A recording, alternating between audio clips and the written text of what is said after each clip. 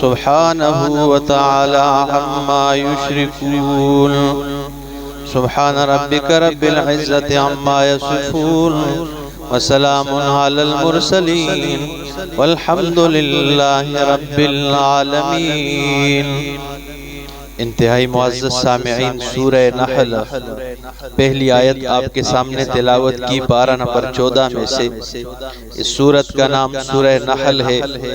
مکی سورت ہے. نزول کے اعتبار سے 70 نمبر پر بعد سورت کہف کے نازل ہوئی، اور ترتیب مصحفی میں یعنی قرآن کے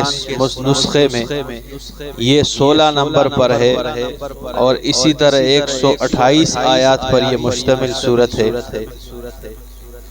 اس کا نام سورہ نحل اس لیے رکھا گیا کہ نحل شہد کی مکھی کو کہا جاتا ہے، اور آگے اس میں شہد کی مکھیوں کا ذکر آئے گا. ربط اسمی گزشتہ سورت یعنی سورہ حجر کے ساتھ یہ ہے کہ پہلی سورت میں کہا تھا اللہ ہمیں اصحاب حجر کی طرح تکذیب والا نہ بنا، تو اب اس سورت میں یعنی سورہ نحل میں فرمایا کہ اللہ ہمیں بھی خیر کا راستہ بتا دے، جس طرح تو نے شہد کی مکھی کے دل میں ڈالا اور وہ کبھی کسی گندگی پہ نہیں بیٹھتی، وہ جا کر پھولوں پر بیٹھتی ہے، اور اس کا راستہ سیدھا کیا، اس طرح ہمیں خیر کا راستہ سیدھا بتا دے. ربط معنوی یہ ہے کہ پہلی صورت میں مستہزئین اور مکذبین یعنی مذاق کرنے والے، استہزاء کرنے والے اور تکذیب کرنے والوں کا ذکر تھا، تو اب اس صورت میں جو ہے اللہ رب العزت ان پر عذاب آنے کا ذکر ہوگا کہ ان پر عذاب آنے والا ہے. پہلی صورت میں یعنی سورہ حجر میں ابو الجن ابو الانس کی تخلیق کا ذکر تھا، انسانوں کے باپ حضرت آدم علی نبینا علیہ السلام کی تخلیق کا ذکر تھا، اور اسی طرح ابو الجن جس کو جان کہتے ہیں. تو اب اس صورت میں تمام انسانوں کی تخلیق کا ذکر کیا جائے گا. پہلی صورت میں اللہ نے اپنی قدرتوں کا ذکر فرمایا، تو اب اس صورت میں انسانوں کی عاجزی کا ذکر کیا جائے گا. اسی طرح پہلی صورت میں انسان کی تخلیق کا ذکر فرمایا، اب اس صورت میں انسان کے انقلابات کا ذکر کیا جائے گا. پہلی صورت میں نبی کریم صلی اللہ علیہ وسلم کی پریشانی اور دل کے رنجش کا ذکر فرمایا، تو اب اس صورت میں یعنی سورہ نحل میں نبی پاک صلی اللہ تعالی علیہ وسلم کو تسلی دی جائے گی. اس صورت کے امتیازات یعنی کن وجوہات سے یہ صورت باقی صورتوں سے ممتاز ہے، تو یہ صورت ممتاز ہے اثبات توحید کے ساتھ بالادلۃ المتنوعہ یعنی قسم قسم کے ادلہ کے ساتھ یہ اثبات توحید کے ذریعے یہ صورت باقی صورتوں سے ممتاز ہے. اسی طرح یہ صورت ممتاز ہے مویشی یعنی جانوروں کے کئی فوائد کے ساتھ کہ اس میں جانوروں کے کئی فوائد ذکر کیے گئے ہیں. یہ صورت ممتاز ہے رسم جاہلیت کے بیان کے ساتھ کہ وہ بچیوں کو زندہ درگور کیا کرتے تھے. یہ صورت ممتاز ہے دریا کے فائدوں کے بیان کے ساتھ کہ اس میں دریاؤں کے فوائد رب العزت نے ذکر کیے. اسی طرح یہ صورت ممتاز ہے شہد کی مکھیوں کو حکم کے اعتبار سے کہ انہیں اللہ رب العزت نے حکم دیا. اسی طرح یہ صورت ممتاز ہے شہد کے بعض فوائد کے بیان سے کہ اس میں شہد کے کئی سارے فوائد اللہ رب العزت نے بیان کیے ہیں. یہ صورت کا دعویٰ اثبات التوحید بالادلۃ المتنوعہ، یہی اللہ رب العزت کی توحید کا اثبات اس کا دعویٰ ہے. تو یہ ابتدائی کچھ باتیں ہوتی ہیں، ذہن میں یہ ہو تو پوری صورت کا نقشہ ذہن میں بیٹھ جاتا ہے. اور یہ اشاعت توحید والوں کا ہی تمغہ امتیاز ہے، درہ امتیاز ہے کہ اللہ رب العزت نے قرآن مقدس میں ایسی سمجھ عطا کر دی ہے کہ بالکل حلوہ بنا کے پیش کر دیا. تو فرمایا بسم اللہ الرحمن الرحیم عطا امر اللہ، اللہ رب العالمین کا عذاب آ گیا. عطا امر اللہ یعنی جو چیز آنے والی تھی وہ آ گئی. فلا تستعجلوہ، اس میں جلدی نہ کرو. سبحانہ پاک اللہ، وتعالی عما یشرکون، اور وہ بلند ہے اس سے جو یہ شریک بناتے ہیں. اللہ بلند ہے اس سے جو یہ شرک کرتے ہیں. ينزل الملائکۃ بالروح، وہ اتارتا ہے فرشتوں کو بالروح قرآن کے ساتھ، من امرہ اپنے حکم سے، علی من یشاء جس کے اوپر اللہ رب العالمین چاہتے ہیں، من عبادہ اپنے بندوں پر، یعنی اپنے بندوں پر جس پہ چاہتے ہیں اللہ رب العالمین وہی نازل فرما دیتے ہیں۔ نبی علیہ السلام اللہ چاہتے تھے اس لیے نبی علیہ السلام کے اوپر اللہ نے وہی نازل فرما دی ہے، تو اس لیے فرمایا جس پہ چاہتا ہے اللہ اپنے بندوں میں سے اللہ اتارتا ہے۔ انذروا وہی اتارنے کا مقصد یہ ہے، انذروا یہ کہ ڈراؤ لوگوں کو، انہ لا الہ الا انا فاتقون، یہ مسئلہ بیان کر دو کہ کوئی الہ نہیں ہے، کوئی حاجت روا نہیں ہے، کوئی مشکل کشا نہیں ہے، کوئی بگڑیاں بنانے والا نہیں ہے، کوئی ما فوق الاسباب سننے والا کوئی نہیں، بلکہ فرمایا انا میں ہوں، فاتقون مجھ ہی سے ڈرو اور میرے فرمان بردار بن جاؤ، مجھ سے ڈرو، یہ مسئلہ بیان کرو۔ خلق السماوات والارض، آسمان و زمین کی تخلیق، اب دلائل عقلیہ دیے جا رہے ہیں، وحی ذکر ہو گئی اب دلائل عقلیہ،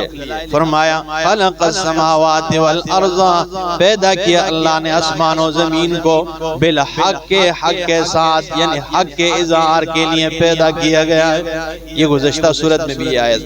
وما خلقنا السماوات والارض وما بینہما الا بالحق، اور نہیں پیدا کیا ہم نے آسمانوں کو اور زمینوں کو، وما بینہما اور جو ان دونوں کے درمیان میں، الا بالحق کے مگر حق کے اظہار کے لیے پیدا کیا ہے۔ تو اب یہ کوئی نہیں کہہ سکتا کہ لولاک لولاک لما خلقت الافلاک، میرے سونے پیغمبر اگر تجھے نہ پیدا کرتا تو زمین و آسمان پیدا کر، یہ مشرکین زیادہ تر یہ باتیں کرتے رہتے ہیں۔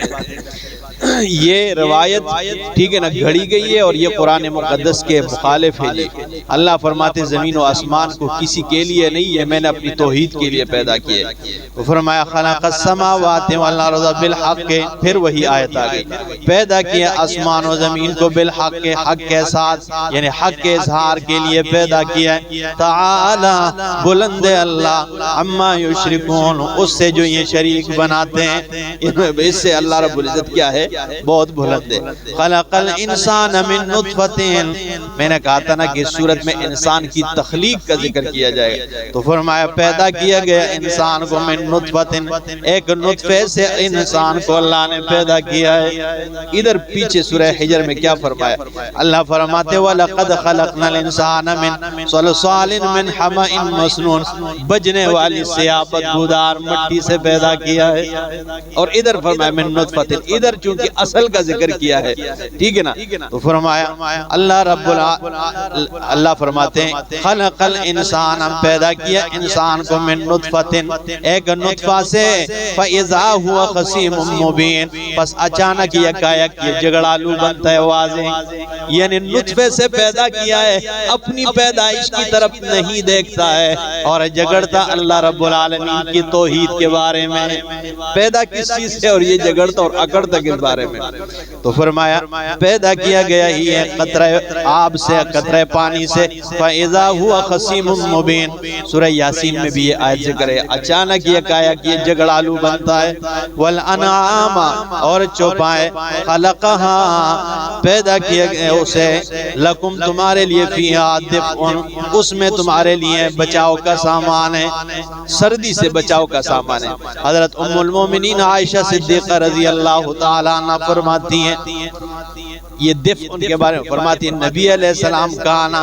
یدفع بی، میرے ذریعے اللہ کے پاک پیغمبر اپنے آپ کو گرم کیا کرتے، یعنی جب آپ کو سردی لگتی تو نبی پاک صلی اللہ علیہ وسلم میرے ساتھ آ کر جو ہے نا لیٹ جاتے تو یوں آپ صلی اللہ علیہ وسلم کا جسم گرم ہو جاتا۔ تو یدفع بی ام المومنین کے یہ الفاظ، تو ادھر بھی قرآن میں بھی وہ دفع، اس میں تمہارے لیے سردی سے بچاؤ کا سامان ہے، یہ لیدر کا کوٹ، ٹھیک ہے نا، سردی میں ابوبکر بھائی پہنتے پہنتے ہیں، ٹھیک ہے نا، اسی طرح یہ لیدر کے یہ جوتے اور اسی طرح یہ بوٹ اور اسپیشل قسم کے یہ ساری چیزیں سے اونٹ کے جو ہے نا یہ بنتے ہیں، کوٹ اس کے اندر بند کر دیتے ہیں، بکریوں کی یہ بال ہوتے ہیں، ٹھیک ہے نا، قسم قسم سامان۔ تو فرمایا لکم فیہا تمہارے لیے اس میں دفع بچاؤ کا سامان ہے، ومنافع اور بھی کئی منافع ہیں، اسی جانوروں سے تم کیا کرتے ہو، یہ قسم قسم چیزیں بناتے ہو، ٹھیک ہے نا۔ ہمارے علاقے میں اس کے چمڑوں کو جو ہے نا، ٹھیک ہے نا، یہ پانی میں رکھتے ہیں، چمڑا جب خشک ہو جائے اس کے بعد پھر اسے نکالتے ہیں، مہینے کے بعد یا اس طرح 20 دن کے بعد پھر اس کے سے بال اتارتے ہیں اور پھر سفید رنگ ہو جاتا ہے، پھر اس سے وہ داغا نکالتے ہیں، ٹھیک ہے نا، داغا نکال کے اسے دودھ کی کڑائی میں رکھتے ہیں، ٹھیک ہے نا، اور پھر اس سے جو ہے نا وہ چارپائی بناتے ہیں، اس سے 200 سال تک بھی کچھ نہیں ہوتا ہے، ٹھیک ہے نا۔ تو یہ چیزیں ہمارے گھر میں پڑی ہوئی ہے، بہت زبردست قسم کے، اور اتنی خوبصورتی اس کی ہوتی ہے، نایاب چیز ہوتی ہے وہ۔ آج کل تو بہت مہنگے ہو گئے، 40,000 پہ بھی ایک نہیں بنتے۔ تو فرمایا اس میں تمہارے لیے بچاؤ کا سامان ہے، ومنافع اس میں تمہارے لیے اور بھی منافع ہیں، ومنہا تاکلون اور اسی پہ سے تم کھا بھی رہے ہو، یہ بکرے کا گوشت ہے، یہ چھترے کا گوشت ہے، یہ جو ہے نا دمبے کا گوشت ہے، یہ اونٹ کا گوشت ہے، اسی سے ذبح کر کے تم کھا بھی رہے ہو۔ وَلَكُمْ فِيهَا جَمَالٌ اور اس میں تمہارے لیے جمال خوبصورتی ہے، حِينَ تُرِحُونَ وَحِينَ تَسْرَحُونَ جس وقت تم انہیں شام کو لے کے آتے ہو، وَحِينَ تَسْرَحُونَ اور صبح لے کر جاتے ہو چراگاہ کی طرف۔ جب تم شام واپس لے کے آتے ہو، سوٹا پاس ہوتا ہے اور ادھر ٹھیک ہے نا کندھے پہ رکھا ہوتا ہے اور جانوروں کو واپس لے کے آتے ہیں۔ تو فرمایا اس میں تمہارے لیے خوبصورتی ہے جس وقت تم شام کو واپس لے کے آتے ہو اور صبح انہیں چراگاہوں کی طرف لے کر جاتے ہو۔ کمال کیا قرآن مقدس نے، پہلے اللہ نے ذکر نہیں کیا کہ صبح جب لے کے جاتے ہو، حالانکہ صبح لے کے جانا پہلے ہوتا ہے اور شام کو لے کے آنا بعد میں ہوتا ہے، لیکن اللہ نے شام کے لے کے آنے کو پہلے ذکر کیا، اس لیے کہ جس چیز میں خوبصورتی زیادہ ہو اس کا قرآن پہلے ذکر کرتا ہے کہ اس میں تمہارے لیے جمال ہے، کیونکہ خوبصورتی کا ذکر ہے۔ تو صبح جب جانور کو بندہ لے کے جاتا ہے، رات اس نے پیشاب میں گزاری ہوتی ہے، پیشاب اس کے جسم کے ساتھ لگا ہوا ہوتا ہے، گوبر اس کے جسم کے ساتھ لگا ہوا ہوتا ہے، جب جا کر وہ چر کر صاف ستھرا ہو جائے، پانی پی کر رج کے جب آتا ہے تو شام کو جتنی خوبصورتی ہوتی ہے صبح لے کر جانے میں اتنی خوبصورتی نہیں ہوا کرتی ہے۔ تو اس لیے شام لے کے آنے کو قرآن نے پہلے ذکر کیا، فرمایا جب تم انہیں شام کو لے کے آتے ہو، جب صبح انہیں لے کر جاتے ہو، ان میں تمہارے لیے خوبصورتی ہے، جمال ہے۔ وَتَحْمِلُ أَثْقَالَكُمْ اور یہ اٹھاتے تمہارے بوجھ إِلَى بَلَدٍ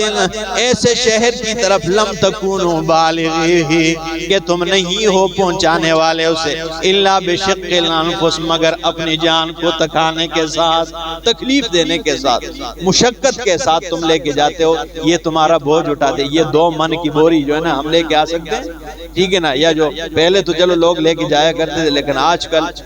کل تو وہ طاقت ہی نہیں ہے، سارے جو ہے نا، تو اس لیے پلاسٹک کی دور آ گیا ہے۔ تو یہ جو خچر اٹھا کے لے کے جاتے ہیں سامان، یہ اونٹوں پہ رکھتے ہیں، یہ گدھے پہ، یہ ٹھیک ہے نا لاد کے رکھتے ہیں۔ تو فرمایا لم تکونوا ببالغیہ الا بشق الانفس ان ربکم لرؤوف الرحیم بے شک تمہارا رب لرؤوف الرحیم شفقت کرنے والا، نرمی کرنے والا ہے، رحیم بڑا مہربان ہے۔ تو ان جانوروں میں تمہارے لیے کتنی خوبصورتی، اللہ اکبر۔ والخیل والبغال اور اللہ رب العالمین نے پیدا کیے گھوڑوں کو، والبغال اور خچر کو جانتے ہو نا، جو نہ گھوڑا ہو اور نہ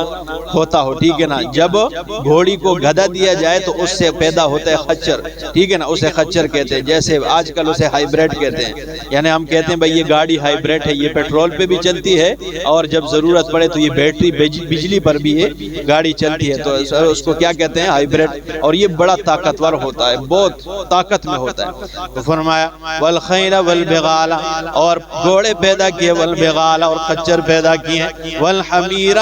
اور گدھے پیدا کیے، لترکبوها وزینہ تاکہ تم اس پہ سوار ہو، وزینہ اور اس میں تمہارے لیے زینت ہے، زیبائش ہے۔ تو گدھے کو بھی اللہ نے لترکبوها وزینہ کے ساتھ بیان کیا، اس لیے گدھے پر سواری کرنے والے کو استہزاء کے ساتھ نہیں دیکھنا چاہیے۔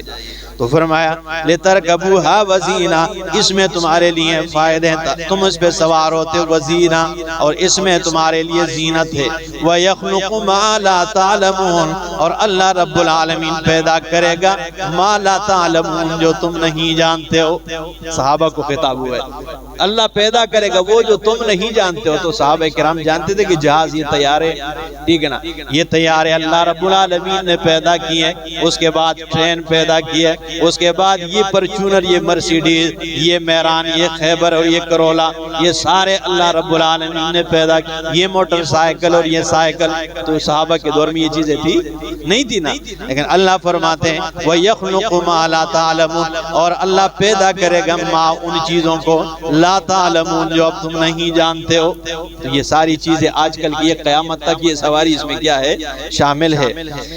اللہ وَعَلَى اللَّهِ قَصْدُ السَّبِيلِ، اور اللہ رب العالمین ہی کے اوپر ہے قصد السبیل، سیدھے راہ کا دکھانا، سیدھے راستے کا دکھانا اللہ رب العالمین کے ذمہ۔ وَمِنْهَا جَائِرٌ، اور اس میں کچھ ٹیڑے راستے بھی ہیں۔ سیدھا راستہ جو ہے نا، اس کے دو معنی، وَعَلَى اللَّهِ، اللہ ہی پر ہے، اللہ ہی کے ذمہ، قصد السبیل، سیدھا راستہ دکھانا، یا دوسرا معنی وَإِلَى اللَّهِ قصد السبیل، اللہ ہی کی طرف ہے سیدھا راستہ، یعنی صراط مستقیم سیدھا اللہ رب العالمین کی جانب ہے۔ اور نبی پاک صلی اللہ علیہ وسلم نے بھی اشارہ کیا حدیث میں، یوں دائرہ بنایا، فرمایا یہ گول دائرہ موت ہے، صحابہ کرام کو فرمایا پریکٹیکلی سمجھایا، اور پھر جو ہے نا ایک سیدھا راستہ اس میں لکیر بنائی، فرمایا یہ صراط مستقیم، یہ سیدھا رب کی طرف جاتا ہے، اور اس کے ساتھ چھوٹے چھوٹے راستے بنائے، فرمایا یہ شیطان کے راستے ہیں، اور اس گول دائرے سے آگے ایک لکیر نکال دی ہے۔ تو صحابہ نے فرمایا یہ جو گول دائرے سے باہر نکلی ہے، یعنی موت میں تو کوئی کھڑکی نہیں، یعنی ہر طرف سے اس نے گھیرے میں لیے ہوئے، لیکن ایک لکیر ایسی ہے جو اس سے بھی باہر نکلی ہے۔ فرمایا یہ انسان کی امیدیں ہیں، یعنی کل اس نے مرنا ہے، اور آج یہ امیدیں باندھتا رہتا ہے کہ اے جگہ ان کے انسان 20 سال تو بعد پھر ایتھے جنشاء محلہ بن سی، لوگ آسن سارے پھر دکانہ بن سی، تے اعلان ہو جانا بھائی چودھری صاحب ٹر پہ 10 بجے جنازہ ہو سی جی، سارے پھر آوا کی جنازے دا آکھا گیا ہے۔ یہ سسٹم ہے، تو یہ انسان کی امیدیں ہیں کہ یہ موت سے بھی آگے جا چکی ہے۔ تو فرمایا وَعَلَى اللَّهِ قَصْدُ السَّبِيلِ، وَإِلَى اللَّهِ،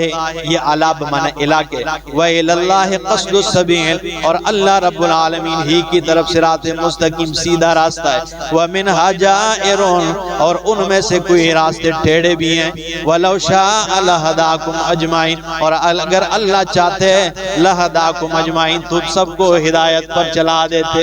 لیکن یہ اللہ کرتا نہیں ہے، کیونکہ یہ قانون نہیں اس کا، ٹھیک ہے نا، اس نے امتحان کے لیے دنیا میں بھیجا ہے، اور راستہ صراط مستقیم بھی دکھایا، رحمان والا بھی اور شیطان والا بھی بتا دیا۔ اب مرضی تمہاری ہے، رحمان والے راستے پر چلتے ہو جو قرآن و سنت والا راستہ ہے، یا شیطان والے راستے پر جو بدعات اور ہزاروں رسومات اور ان چیزوں کا راستہ ہے۔ یہ اللہ رب العزت نے امتحان کے لیے دنیا میں بھیجا ہے۔ اقول قولی ھذا استغفر اللہ لی ولکم ولسائر المسلمین۔